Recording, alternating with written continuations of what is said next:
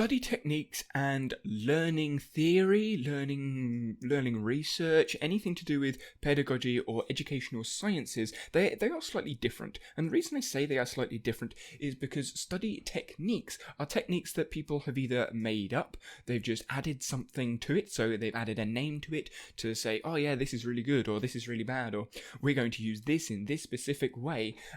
They often don't have much research backing them up. When I say research, I'm talking academic research, most papers. So the Feynman technique is a video I did recently, and when you look at what the Feynman technique is, it is in learning theory and learning science, learning through teaching. It is something that has been backed up through research and through papers, but the Feynman technique itself, with all of its constraints added on, isn't backed up. It's not supported by almost any research, and actually when you dive into the research that is similar to the technique, they actually contradict what the Feynman technique says to do. But because the Feynman technique has publicity, has influence, has been shared specifically on YouTube, but also in lots of blogs and articles as well, it's very popular and people love to use it and talk about it and reference it. But the irritation that I have, just a small little side rant, is people use the Feynman technique as science. It's not. It's not science. Just because you can say, oh, the forgetting curve is science, which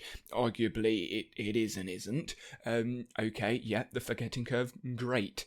So, that doesn't support the Feynman technique. The Feynman technique isn't the forgetting curve. They are two different topics. They're two different areas of research. The Feynman technique having no research, the forgetting curve having research, but contextual research. And that is the difference, I think, there needs to be with the study techniques and the learning theory. I keep looking at my screen to make sure that I'm reading the notes right, because Bloom's taxonomy is what's triggered this little thought of mine. I watched a video about Bloom's taxonomy. Now, I'm familiar with the taxonomy. It's from teaching science, not coaching science, so I did have to have a look. So I'm going to click and just confirm what it is. So let's go through a couple of the words. They are talking about lower order learning and higher order learning, which are terms that I'm not familiar with. But again, this goes back to, I think it was two weeks ago, where I spoke about different terms, jargon, lingo. Do we need it in education? In some areas, yes, we do. In other areas, not so much. Higher order learning, how do you define that? What is that defined as? Not too sure. But the Bloom's taxonomy and the way that these individuals that are on YouTube talking about it, you'll see the link in the description. If you're watching on YouTube, it will be the description in my video, in the podcast on the website, so you can have a look at the video and all the other references that I'm going to reference during the podcast. But they were talking about memorization as the lowest level, the first level, which is repetition and rote learning. Now, even though I don't like just rote learning and memorization, and that being the lowest form of learning, it's actually still really powerful. So why you've put it at the bottom, I'm not quite sure, because when you do need to just remember stuff, i.e. you need to remember stuff for, I don't know, a phone call, a number, a name, a reference, a place, or anything like that, yes, it's not an academic learning, but it's something you need in real life. Rote learning, i.e. that's the number and you just go through it over and over and over again so you don't forget it. That's what I did to remember my phone number. I used rote learning. I remember I was sitting in my French class, because I was never very good at French, and I just sat there trying to remember it. I was covering up the numbers and doing it again, and I was going through it over and over and over. Now I remember my mobile phone, or mobile phone number. It's something that I do. And when you're remembering a place to go, you're not going to sit there and go, okay, I'm going to get a full understanding of where I need. No, you're just going to remember the postcode, or you're going to go over the postcode in your head over and over and over. Are you going to remember where you need to go? Yes. So it's extremely important for learning. And why it's down the bottom, I don't know, because once you've done that multiple times, you can then associate that place with the memory and the experience of trying to find the place, so the traveling of finding the place, and now you're attaching all of that memory, all of that learning, that rote learning, to schema, which then goes into long-term memory. So that's actually extremely powerful. Now, when you change the context out of this, I need to remember this one thing, or these couple of things for this specific context or environment, you change the context, you change the narrative into school and go, right, now you need to remember an entire textbook of information.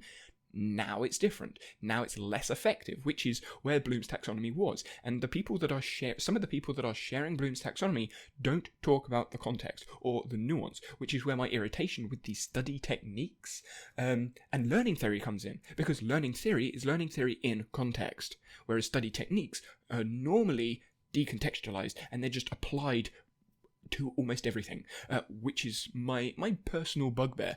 So moving down this Bloom's taxonomy, we have understand, to understand something. Now, there are different levels of understanding when you look into theory of understanding and learning about understanding and the entire research behind knowledge, epistemology. There is a lot of philosophical conversation going on about what it means to understand something.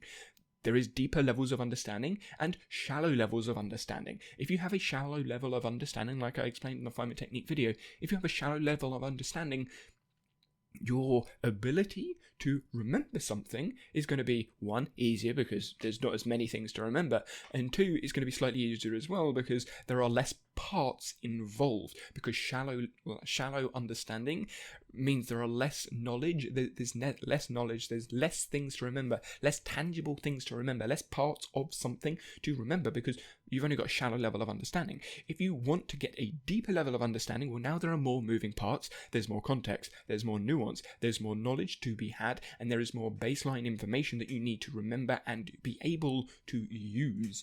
So deeper and shallow level of understanding, well, that could be at the top of this pyramid, arbitrary pyramid that's been created, or right down the bottom. So there is a spectrum of understanding. So why use that word in there? I'm not too sure. Now, when you look at Bloom's taxonomy, there's also a second way of displaying it, and instead of using understanding, there's comprehension and the ability to comprehend something. Now, I personally prefer that word, but I still have a couple of issues. Comprehension, how do you comprehend it? Well, that's going to depend how it's been communicated. Again, context. If you've got a teacher that can't communicate something, you can't comprehend something, okay, you're now on a lower level of understanding? No, you don't have a lower level of understanding or lower level of learning or less chance to learn something because you can't comprehend what that person is saying. It just means that it needs to be communicated to you in a different way. Now, yes, you can go backwards and forwards with that, but I would say that just because someone is explaining it to you in a way that you don't understand doesn't mean you're less able to learn the thing. It just means that context, that environment hasn't helped you. And lots of people struggle with school because of the way it's communicated. That doesn't mean they're less good at learning. It just means this environment doesn't suit that person. Again, the difference between study techniques and learning theory. Contextualize it. Right, now we're moving into the higher order learning. Apply, analyze, evaluate, and create. Now, this is something that really bugs me about the I don't want to say creator world, because it's not all creators. It's the creator world that's talking about education. You need to create something. Now, yes, creation is very useful, but why creation is put at the top, I really don't know. Because there needs to be some barriers put on there and constraints put on there to creation. Because everyone can create everything, and that doesn't mean they're right. It doesn't mean it's true. It doesn't mean that it is knowledge, and it doesn't mean that they understand what they're actually creating. All it means is they are creating something that could help them learn, which it does help them learn, but it could be fake, it could be false, and it could be misleading, it could be misunderstood. So just because you're creating something, it shouldn't be at the top of this learning thing, because I remember at school creating loads of posters that were made up on the spot, but I'm creating it and I'm learning through creating it, but I'm only learning through the creation process if I have feedback, if I do some reflection, if I get some evaluation on the creation. So the creation thing itself does almost nothing, I think, with learning. Yes, it can help you articulate the things that you have in mind if it's done with deliberate intention. So if there is intention behind what you've written, I'm going to write this for this type of person. I'm going to explain this or create this to help this person or educate this individual or to solve this problem in this context. So there is deliberate intention behind the creation rather than creating something out of nothing. Let's write a blog post about sharing my opinions. If you're just sharing your opinions on something, I don't think that is very helpful, one, for yourself, and two, for other people, unless it's an opinion piece for reflection or feedback on something else you've created or on something else that you are thinking about. But again, that is learning theory, adding context to why you're doing the thing, what you're doing it for, and how it's going to impact something, changes you're going to make or changes you're not going to make through the decisions that you've made during the evaluation or the reflection or the feedback that you've got. So again, learning theory, add context. it's one of those things that's really irritating me at the moment that you may be able to notice. Apply, analyze, and evaluate. 3 great words. Love the words. Applied. You could put those into all areas of learning theory. And this is going to be maybe a bit of a stab in the dark here, but Bloom's taxonomy is just obvious. Like, memorize, remember something. Okay, yep, well, we learn that as children. You need to remember something if you're going to be able to do it again. Understand something. Well, if you don't understand something, you're not going to do it right, which, again, we already know. And then apply, analyze, evaluate, create. Well, create is the ability to apply the thing, because if you can't apply the thing, then you can't create something. Analyze and evaluate. Well, everyone is analyzing because you're thinking, did that work? Didn't that work? You don't just do something and leave it unless it's extremely insignificant, in which case you're not intending on learning it anyway. And then evaluate. Well, evaluation is part of analysis. It's just adding a good or bad point to it, which is where evaluation or reflection differ. Evaluation, that was good because of this, that was bad because of that. There is a comparison element, whereas reflection is looking at the thing itself and going, okay, why did that work? Why didn't that work? What could I do differently to change the behaviors? And would that be better? Would that be worse? What context am I comparing it to? Maybe you've got under 15s and you have an evaluation. Oh, that's good, that's bad. But you don't want to apply it to an under 13 session because it's a different context. The same with Bloom's taxonomy. Bloom's taxonomy could be really useful for one individual to help them conceptualize what they need to do in their learning with note-taking in some way, if it's been explained in a certain way for them. But you explain it to someone else like myself, and they're just going to get irritated because they don't necessarily agree with the philosophy that Bloom's taxonomy has. Now, I will say Bloom's taxonomy is old, and it is extremely niche because it's academic theory. It's academic theory. It's been taken out of a lot of the environments to bring a model around that sort of makes sense. But there are loads of models that are similar, but also slightly different. So yeah, and I want to move this on slightly away from teacher education into coach education, and I think this is where the difference is from what I've seen in the academics. Is sports coaching education is mainly about the physical skills, but it's still learning, and this is where the teacher education is so focused on book learning, rote learning, but book learning, learning something from a book for a curricula, for an essay, for an assignment, for a test. Whereas sports coaching, there isn't a test per se, it's just how well are you going to perform, and that might not necessarily be in a competitive environment, that may just be a participation environment, and if it is in a participation environment, that test, there's no you pass, you failed, it's yay, let's go again. So the learning intentions are completely different for most sports coaches than teachers, because teachers are teaching for a test, whereas coaches are coaching for just learning in general and helping an individual develop over time in lots of different ways, depending on which coaching approach you take, coaching philosophy you take. If you take a holistic approach, you'll be helping the individual in lots of different areas. So metastable attenuation, it took me a while to say that word to start with, but metastable attenuation is essentially work that's done in skill acquisition. So learning how to do a skill, perform a skill in a certain way. So that could be a golf swing, or how you hit a tennis ball, how you kick a football, how you run, because running is a skill. Knowing how, when to bring your knee up, when to put your foot down, how to put your foot down, where to put your arms, and all that sort of stuff. Looking at biomechanics. But skill acquisition is looking at all of those things and being able to perform those skills either under pressure or in the environment or without thinking, because if you have to think about the skill, then you're not going to be able to consider all of the other things that are in the environment. Because if you're thinking, I need to move my foot forwards now when you're kicking a football, you're not going to think about the defender that's running at you trying to get the ball. That's just how your brain works. Your brain can only focus on so much stuff, working memory. And what metastable attenuation does is it's essentially talking about the affordances the environment gives you. So if the environment, there is just a ball and a goal, the affordances, you have loads of affordances. You can do basically what you want. But if you change the environment, so you put a defender there and they stand still, well, now you can't kick it at the defender and still score a goal because the defender's in the way. Then if you say, okay, now the defender can run at you, but can't kick the ball, that's a different constraint. So the affordances the environment has given you is different. And what the affordances will then do is change the decisions that you make. Well, now there's a player standing in front of me, I'm going to have to move to the right or the left and then kick the ball at the goal rather than kicking it at the goal. So you have to change the decision. And the more constraints that are put in the environment, the less affordances you will have. So if you have one defender, there's one constraint. Well, arguably there's more than one constraint, but we'll go with one constraint to start with. There's one constraint in the environment, so the affordances have been lessened, so your decision making now needs to change slightly. Now, if you put two defenders in there, again, another constraint, less affordances, decisions are going to change.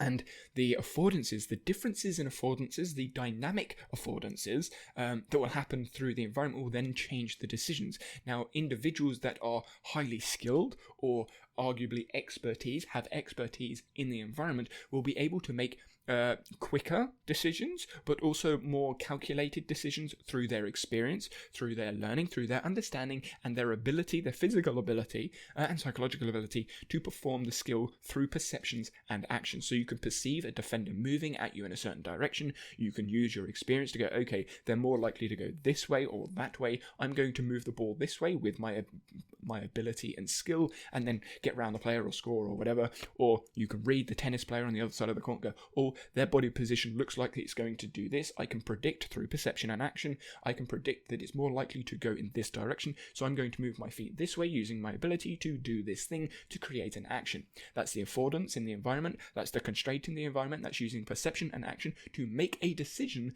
and then choose the decision right. Sort of right. And the more skilled you are, the more likely this metastable attenuation, this ability to use dynamic environments, dynamic affordances, and perception, action, decision making, combine those two things together, the more experience you have and the more skill you have, the better those decisions will become, and the better, ideally, the better performance you would see. So when you see high level performers, they have a better ability to make decisions than lower level performers. It's one of those things that seems to happen in the environment. Now, when it comes to teaching or learning in a school environment, well, the affordance is always going to be the test. The constraint is always going to be the test, the exam, the essay. So the decisions the person needs to make is much less. There aren't as many decisions. I mean, if it's a multiple choice questionnaire, there's even less decisions, which changes the context, changes the environment of the learning. So how do you learn in those two different environments? Well, in different ways. But the theory behind it all is still the same. There is still a decision to be made. There are still constraints in the environment, and there still are affordances in the environment. Because if you've got a test and you have an hour to do a test, or someone else has an hour and a half to do a test, the constraints is different. Because the time constraint is different. But the time constraint may level the playing field for individuals that are disadvantaged in another way. So if they do have difficulty in reading things, then it makes sense to change the constraint to level the playing field, give them more affordances in that environment to help them make decisions in the same way. Now, just because people are making quicker decisions, it doesn't necessarily mean it's a better decision. And that is where, again, context comes in. Because if you make a decision very, very quickly, sometimes that could be a great decision, and that's all you needed to do. I'm going to move the ball to the right, or I'm going to fire that person. I'm going to make this decision really, really quick. Sometimes they can be good, sometimes they can be not so good. And when we're looking into sporting examples, a lot of the time, the in-game decisions need to be quick and accurate, which is where high expertise and skills come in. But the out-of-game decisions, so do I hire this coach? Do I make this decision? What tactical decisions are we going to make? Are we going to in a marathon, are we going to start strong and then finish quite light, or are we going to start light and finish strong in a 400-meter race? Are you going to smash it all the way out, or are you going to stay behind the lead runner? What are the tactics? And those sort of decisions, if they're made quickly, often forget or leave out some of the information. And that information takes time to gather. And that's where deeper levels of understanding of all of the knowledge that's around helps, which means making a slower decision but more accurate decision is actually more appropriate in that context, in that environment. So when we are studying or learning for something, making a quick decision, I'm going to do this now for the next 6 months, without actually thinking about it, again, like looking at habits, I'm going to study this subject once a week, that could be a quick decision because you did really bad on a test. I did really bad on a test. I need to study this now. And you just smash out a load of Anki cards or flashcards, and it's a quick decision, but you didn't think about everything else in the context and go, actually, I've still got 5 months until my exam. Maybe I shouldn't have smashed out all these Anki cards and got really frustrated and stressed and burnt out potentially on the cards and periodized it. And planned more appropriately for the test that's coming up. Or maybe I take a different approach and look and go, actually, all these anchor cards, they're not helping me at all. I need to understand this topic. Maybe I should go do some practical examples in the field or whatever it is that you're researching.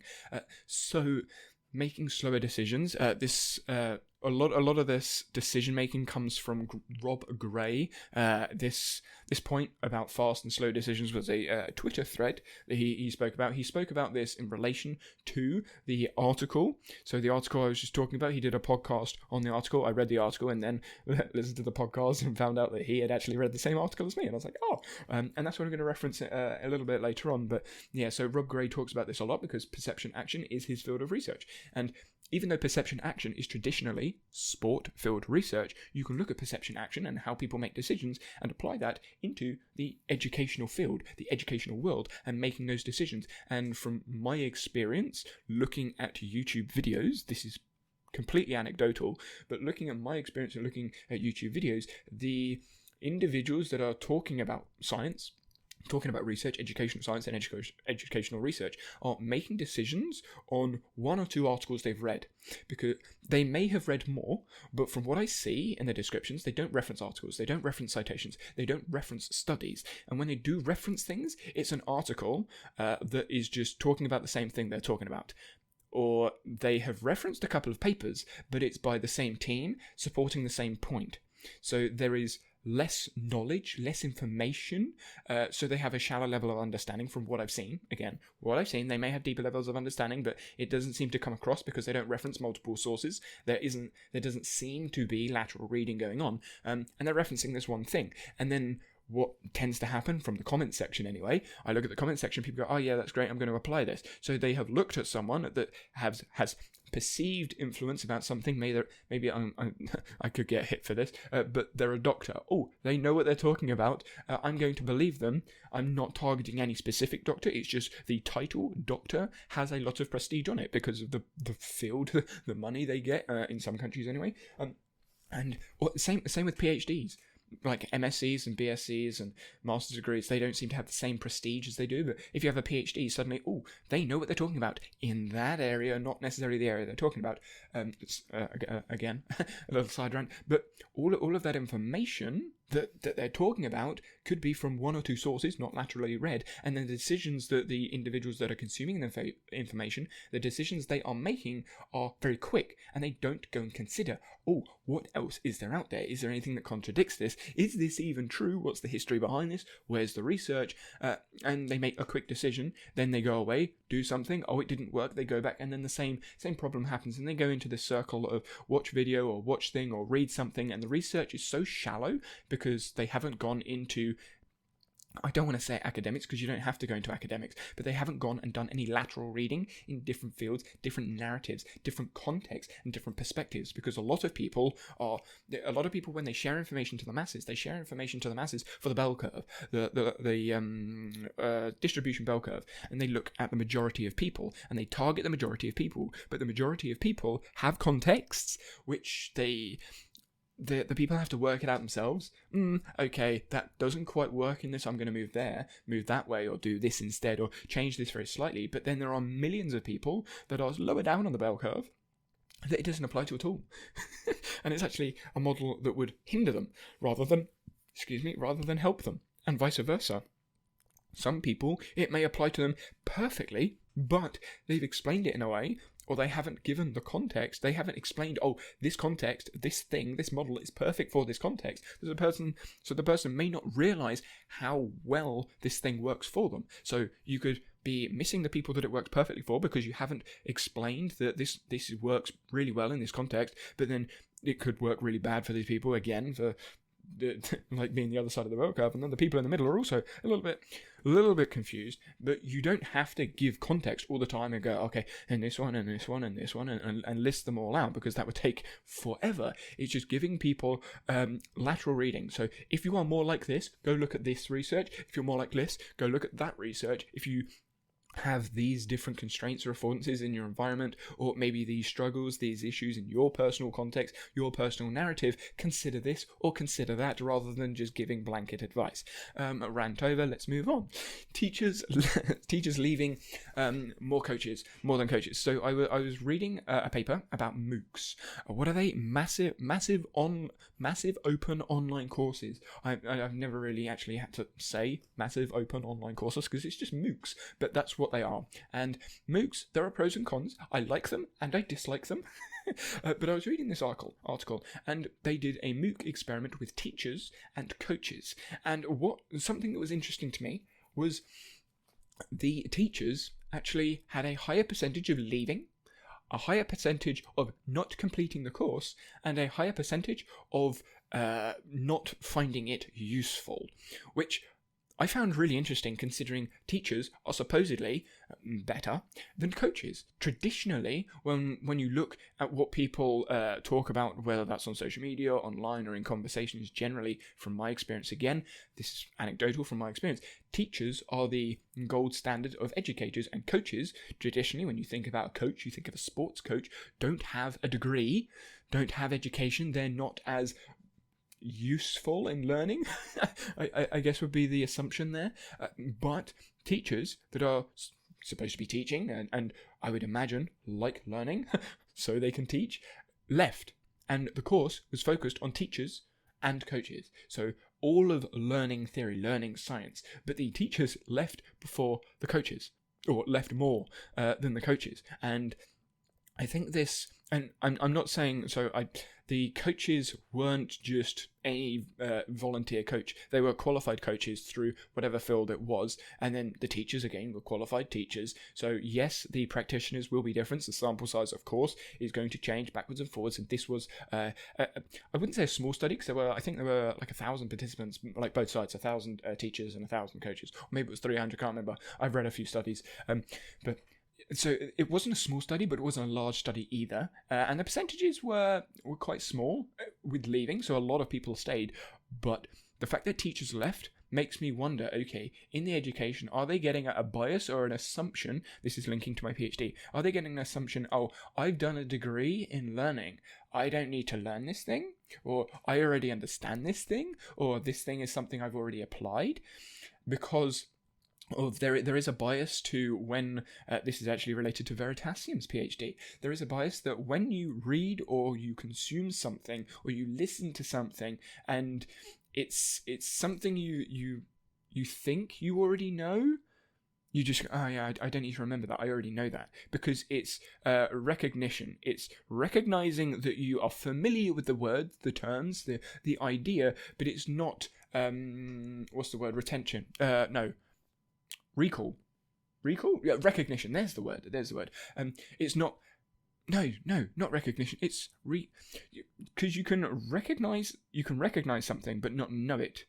And then when you need to recall it, you need to remember it. Wow, I'm stumbling on words. This is where I need to not understand it, because I do understand it. It's just remembering the words, and this is like rote memorization, because terms and jargon.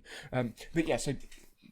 Let's summarize that a little bit. So when you're learning something or remembering something, if you can recognize the words that you're using, it doesn't mean you know it. It doesn't mean you understand it. It just means you recognize the words. Whereas if you have been tested or you need to actively recall what it is that's going on, then you know it and understand it. I think a good example to try and get around my little blabber there was, if you're reading a book, if you close the book, you've read the book before, if you close the book and you try and think to yourself, okay, what was this book about? What were the chapters in this book? You probably won't be able to remember a lot of the chapters and a lot of the words. But when you read the book again, you will probably go, oh, yeah, I remember that. Oh, yeah, I remember that. Oh, yeah, I remember that. And it's not you remember that, it's you recognize that. And that is the difference between remembering something and recognizing. Oh, maybe it was just remembering. But yeah, and the teachers, I think, this is just a guess, a hypothesis, but I think the teachers were recognizing a lot of the information that was in the course, but not remembering it because they had sort of seen it or heard of it at some point, whereas coaches were more likely not to have remembered it because they haven't done a degree, and the majority of coaching courses are quite poor with formal education information. So it was their first experience, maybe sometimes their first experience to them. So they were more likely to try and retain the information. Now that is just a complete hypothesis, can be completely wrong, and there are loads of other things that could be the reason behind it, or it could just been a coincidence. I really don't know, but it was just interesting to see. So Moocs and online courses, I think, are useful, but have limitations. And when it comes to knowledge, I mentioned earlier about epistemology and what knowledge is. Knowledge in the epistemological field, there we go, speak about belief, justification, trust, and truth within context. So knowledge is a belief of something, because not everything is going to be completely true, because there is a perspective to have, and that is where the belief element comes in. Then there is truth, or trust and truth.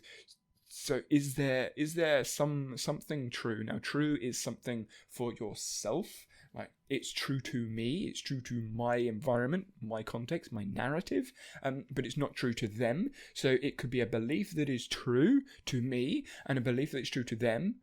That's their knowledge. This is my knowledge. But they could be two competing pieces of knowledge, which is why justification / rationale is brought in. Is there a justification to the true belief? And if there is, then it's more likely to be knowledge than just a belief. So knowledge is kind of like this intermingled thing. Justification, belief, and truth. However, there are some, I can't remember the words. Are they Gettier arguments? Let me have a quick look at my reference. It's an article. Yeah, Gettier problems.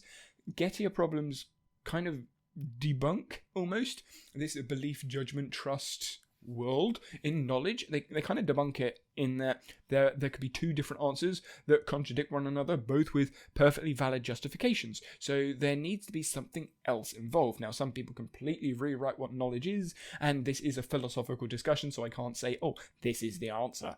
You just have to do your own research on there. So I'll leave a link to the epistemological article in the links of the podcast. But context.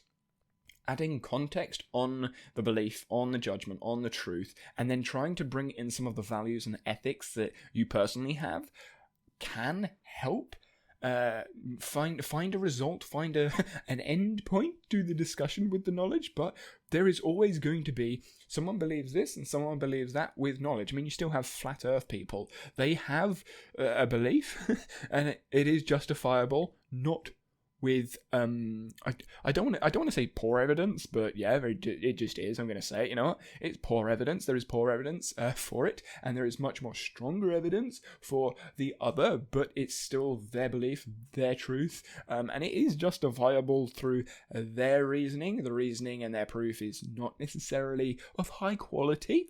Let's put it that way. But it is still knowledge to them. Now, that is where knowledge is knowledge factually true? Some knowledge is factually true, which you could argue is different from other knowledge, but then you'd have different types of knowledge, and as soon as you get into different types of knowledge, you're now not defining knowledge or trying to understand what knowledge is. You're looking at different areas and types and categories of knowledge, in which there are thousands. So what knowledge is in learning, a lot of the time in education anyway, is the factual knowledge, the knowledge of something that is somewhat true in the context. So if we take the educational environment, the essay, the test, there is knowledge that is known and that's tested for, but it's not necessarily true, it's just true to the test. So it is the right answer to the test, but it might not be the right answer in all contexts, or in a few years' time, science may have changed, research may have changed, and the answers may have changed. Maths, probably not. But in other things like English, where there's interpretations, or science, where things do change, some laws don't, but some do, and some questions on tests or examples or papers can be, not in all subjects, but can be misinterpreted or misunderstood by the examiner, by the assessor, which is why there are multiple people assessing things. And if there are multiple people assessing things, there are different interpretations of what is right and what is wrong and what is knowledge. So my argument here would be, in education, is that if we have multiple assessors, multiple examiners on assessing knowledge, well, that means there's going to be different perspectives. So maybe the student has a different perspective that hasn't been justified yet in formal science, but could be right. And they lose a mark, and then they don't, and then that loss of a mark, that lack of getting a grade could impact education moving forwards. But they're actually right, and you're just like, okay, where could this actually go? Now I know that was a very hypothetical example there, but it does mean that knowledge, because knowledge is so malleable, because it is belief, truth, and a reliance on justification and how solid the justification is. It means that a lot of knowledge in schools could be argued backwards and forwards. So how are we justifying the tests that we make? Is it just the best we can do right now? Maths is obviously different, but is it just the best we can do right now with testing these things? And if you're going to argue that the tests currently in education are good because they've worked in the past, well, no, they haven't worked in the past at all. They worked in the past when we had very limited access to education, but now online education like Moocs, no. So moving on to the last point was sleep causing atrophy and delaying recovery of damaged muscles. Now, this was an interesting one because sleep typically is spoken about in high regard. You need this, you need that, you need this amount of sleep for all this stuff. And then there's a study that comes out, which Chris Beardsley has kindly shared with us, about rodent sleep recovery, and actually that sleep causes atrophy, which is actually the decrease of muscle. Hypertrophy is building muscle, atrophy is decreasing in muscle. So sleep actually decreases muscle. And then it also suggests that it's delaying recovery. So a lot of people say, well, you need to sleep to recover your muscles, blah, blah, blah. Like, okay, cool. Why does this study contradict it? Now, this is just one study. So it's not just, oh, okay, completely change views. No, don't change your views. Sleep is still important to our knowledge. Looking at justification, there is more justification for sleep being beneficial rather than hindering recovery. But this study does beg the question, well, why is this true in rodents? And is this true in humans? And if this can be true in humans, what context, what narrative, what environment, what situation is this true? And if it is true, how do we then alter it, change it, fix it, whatever? And it's interesting when you think about the wider scope of sleep, those people that do sleep a lot lose muscle mass. Because you look at the older population or the unhealthy population through different diseases, they sleep loads. And they atrophy loads because they struggle to walk around because they're not exercising. So yes, you need to sleep and recover, but if you aren't doing exercise, do you need to sleep as much for recovery? Maybe not, because your body doesn't need as much recovery. And if you are sleeping more, you're not moving as much. And if you're not moving as much, you're not building up the muscle either. So maybe it is a balance. Well, I would argue it is a balance between exercise during the day and sleeping that helps with the recovery. Because if you're not exercising much during the day and you sleep loads, well, you're not moving much, and then you're an inactive person. So sleep is actually hindering muscles, because sleep is atrophy, because you're not using the muscles. And if you're sleeping more than you are moving, well, you're not using muscles, so you're losing muscles. Well, that's not good. That's not useful. So it just creates this different perspective on how sleep can affect muscle growth or muscle building, and the narrative that's added onto it, and bringing this all the way back around to study techniques and learning theory. Study techniques are great, but there needs to be context. And looking at sleep science, there needs to be context. Looking at building muscle, looking at growing and developing physical skills, or learning different things in academia. Researching anything, there needs to be context. Without context, it's just saying something. It's just either an opinion, a formulated opinion, or a fact that has no meaning, There is no application of the piece of knowledge unless there is context, in my opinion, of course. But I'd love to hear your thoughts. And yeah, links in the description. So thanks for listening. Wow. Blubbered through a